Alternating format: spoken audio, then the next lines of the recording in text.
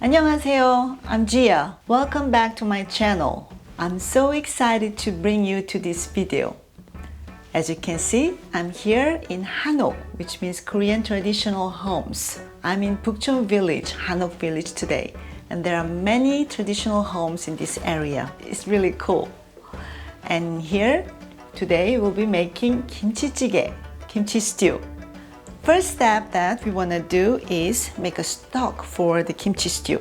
So this is kelp and anchovy broth. So it's made from dried kelp and about half cup of dried anchovy. This is medium-sized anchovy.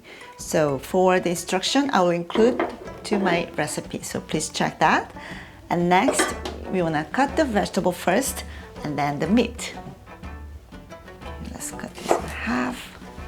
Diagonally slice it.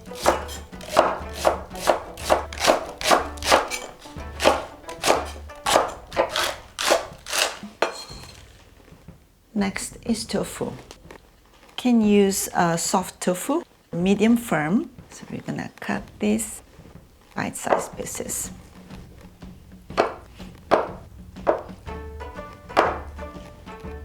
And we've got about 400 grams of kimchi. This is not a fresh kimchi. It's very important to use aged, old, fermented kimchi. This kimchi was in my refrigerator for the last 3 weeks. So it smells sort of sour. It's very nice. It's perfect to make kimchi jjigae. And then we're gonna cut the pork. I'm using pork shoulder today. So we're gonna cut this in a small bite-sized pieces.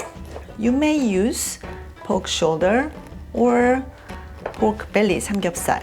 Actually, fatty part, the pork goes perfect with spicy and a little acidic kimchi.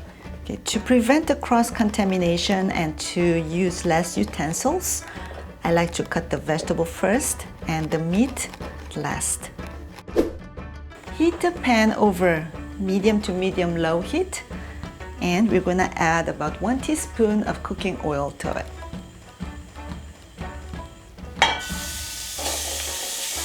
Stir fry the pork until they are fully cooked.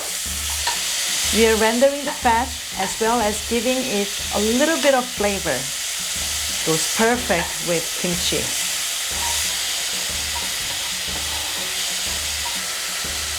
Okay, now the meat is fully cooked. Now we want to add kimchi to it.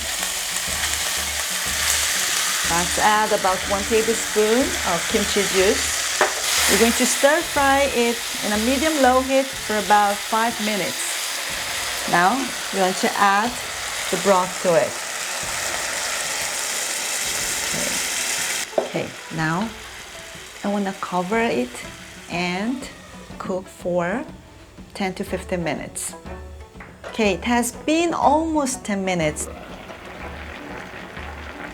So skim off. Now, you want to lower the heat a bit. And let's season it. So I'm using a little bit of fish sauce. And this is about half tablespoon of light soy sauce. And for color, so just add about half tablespoon of gochugaru. Korean chili flakes to it. Tofu. Oh, it smells so good. Okay, we added tofu to the pot. We need another 5 minutes so that tofu absorbs all the delicious taste from kimchi jjigae. Okay, so in a low heat, cover the pot with the lid and we're gonna wait a little bit more. And the green onion goes last. Isn't it beautiful? And then turn off the heat and we're ready to serve. Actually, Koreans, we like to serve the pot as it is, put in the middle of the table and then share with friends. So let me taste one bite, one sip. The rich broth is so flavorful. It's packed with health benefits. Just amazing. I hope you tried my kimchi jjigae recipe. Thank you for watching. See you next time.